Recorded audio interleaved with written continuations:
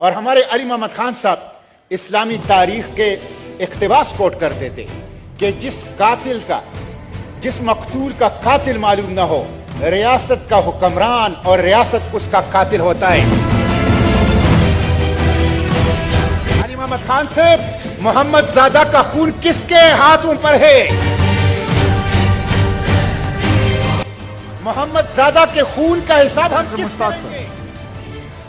جو واقعہ کل ہوا ہے، جس کی طرف میرے بھائیوں نے اشارہ کیا، عمر حیات پیپلز پارٹی کا ڈسٹرکٹ کونسلر رہا ہے اور ان کا ایکٹیوسٹ بہت سرگرم، اور دوسرا محمد زادہ اگروال، 32 سال اس کی عمر تھی، منشیات فروشوں کے منشیات کے اڈوں کے خلاف تھا، اسلحے کے ڈیلروں جو بڑے پیمانے پر غیر قانونی اسلحہ پھیلا رہے ہیں، جرائم پیشہ گروہوں ان کے خلاف تھا، اور حکومتی اداروں میں کرپشن، ٹھیکوں کے اندر جو بڑے پیمانے پر مالاکنڈ ضلع میں کرپشن ہو رہی تھی ان کے خلاف تھا، اور انہوں نے ڈسٹرکٹ ایڈمنسٹریشن کی کچہری میں ان سب باتوں کی طرف اشارہ کیا تھا، منشیات فروشوں کی طرف، منشیات کے اڈوں کی طرف، جرائم پیشہ لوگوں کی طرف، اور جو سرکاری محکمے ہیں اس میں بے انتہا کرپشن کے خلاف۔ اور انہوں نے کہا تھا کہ آپ لوگوں کو لوگ معلوم ہیں، ڈپٹی کمشنر سے کہا تھا، ڈی پی او سے کہا تھا، اسسٹنٹ کمشنر سے کہا تھا کہ کون یہ کام کر رہا ہے۔ پھر اس کے بعد اپنی شہادت سے کچھ عرصہ پہلے انہوں نے اپنے فیس بک پر لگایا کہ ڈپٹی کمشنر علاقے کے کرمنلز کے ذریعے سے مجھے قتل کر رہا ہے، اور اگر مجھے کچھ ہوا تو اس کی براہ راست ذمہ داری ڈپٹی کمشنر کے اوپر ہو۔ میں اس حکومت سے پوچھنا چاہتا ہوں، میں اپنے بھائی جو سینیٹر صاحب ہیں، فدا صاحب، ان سے پوچھنا چاہتا ہوں، ہم تو آپ سے مطالبہ کرتے ہیں، آپ کس سے مطالبہ کر رہے ہیں؟ آپ صحافیوں سے مطالبہ کر رہے ہیں، آپ مسٹر چیئرمین سے، آپ کے پاس پروونشل گورنمنٹ ہے، آپ کے پاس فیڈرل گورنمنٹ ہے، آپ کے پاس انٹیلیجنس ایجنسیاں ہیں، آپ کے پاس انویسٹیگیٹنگ ایجنسیاں ہیں، کیوں چوروں کو نہیں پکڑا، کیوں قاتلوں کو نہیں پکڑا؟ اور ہمارے علی محمد خان صاحب اسلامی تاریخ کے اقتباس کوٹ کرتے تھے کہ جس مقتول کا قاتل معلوم نہ ہو، ریاست کا حکمران اور ریاست اس کا قاتل ہوتا ہے۔ علی محمد خان صاحب، محمد زادہ کا خون کس کے ہاتھوں پر ہے؟ محمد زادہ کے خون کا حساب ہم کس سے لیں گے؟ پروونشل گورنمنٹ سے لیں گے، فیڈرل گورنمنٹ سے لیں گے۔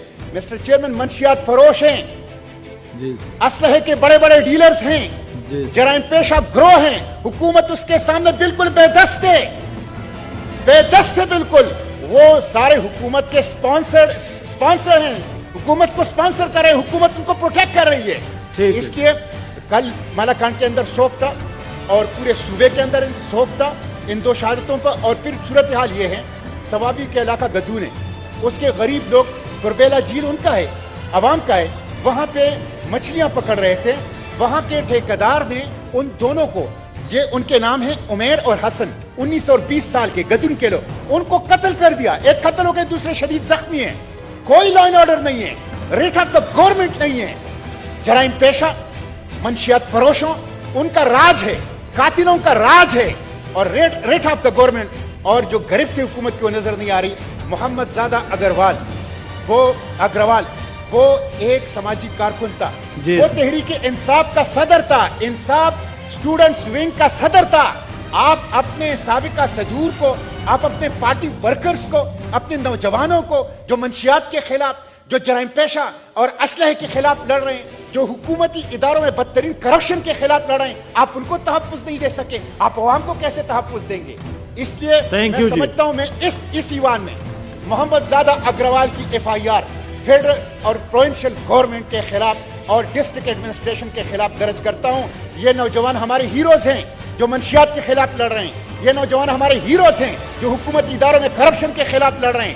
ان کو پروٹیکٹ کرنا اور اس ایوان سے ان کو حوصلہ افزائی کرنا، ان کے لیے آواز اٹھانا، یہ ہم سب پر فرض ہے۔ مسٹر چیئرمین، اس کو آپ کمیٹی میں بھیج دیں، ہیومن رائٹس کمیٹی میں۔ پورا صوبہ سوگ میں ہے، کل پورا صوبہ جو ہے جام تھا، لوگوں نے سڑکیں بند کر دی تھی، سپونٹینیس رد عمل تھا، کسی پارٹی کا نہیں تھا، عوام نکلے تھے، اس لیے کہ وہ عوام کی دلوں کی آواز تھا۔ ٹھیک ہے جی، کمیٹی کو ریفر کر دے، اس پہ رپورٹ لے کمیٹی جلدی۔